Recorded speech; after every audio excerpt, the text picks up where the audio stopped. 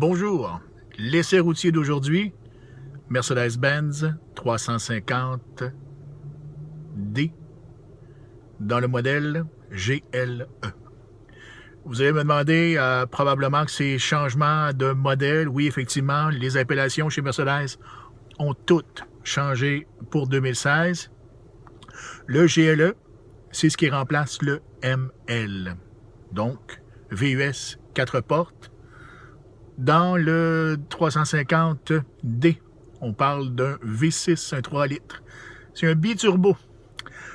Dans les chevaux vapeur, on parle de 249. 240 l'ancien modèle, 249 celui-ci. Où que ça devient impressionnant, c'est le 455 livres de couple. Et ce, dès 1600 tours minute. Très impressionnant. Beaucoup plus puissant que des gros 6 ou même, j'irais même à dire, des 8. Dans le GLE, on retrouve cette année 4 modèles. Effectivement, le 350D. Il y a également 2 modèles dans ces 4-là, que ce sont des AMG. Le premier, le 450 AMG, un V6, même principe, biturbo. On parle de 362 chevaux, et ce, de 5500 à 6000 tours, ce qui est quand même très haut. Vous avez compris, AMG plus Sport.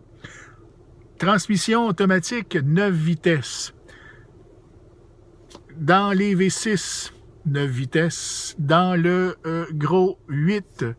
Et effectivement, pour le 550, dans le GLE, on parle effectivement d'un 4,6 litres. Même principe. 429 chevaux. Oh, que ça commence à être impressionnant. Et 500 livres de couple. Et ça à partir de 1800 tours. De 1800 à 4000 tours. Je vous parlerai un petit peu plus tard de effectivement, la consommation de ces types de voitures. Le 63 AMG, le GLE 63 AMG. Premièrement, c'est une bombe. Deuxièmement, ça consomme comme un tank. On ne se le cachera pas. Effectivement, le 63 AMG, on parle de 577 chevaux. 560 livres de couple. Et ce, à partir de 1750, donc 1750 tours, jusqu'à 5200, 5250.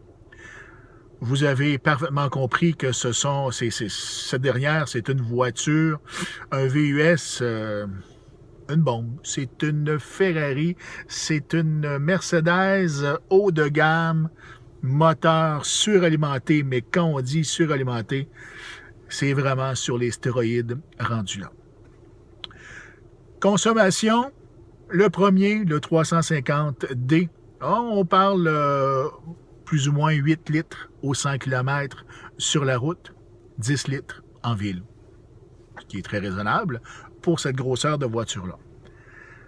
Dans tout sauf le 63 AMG, on peut parler aisément d'une capacité de remorquage d'à peu près 7000 livres. Wow! Wow! Un petit peu moins pour le 63 AMG. Rendu là, je pense que moi, je dirais, on oublie ça. C'est vraiment une voiture de haute performance.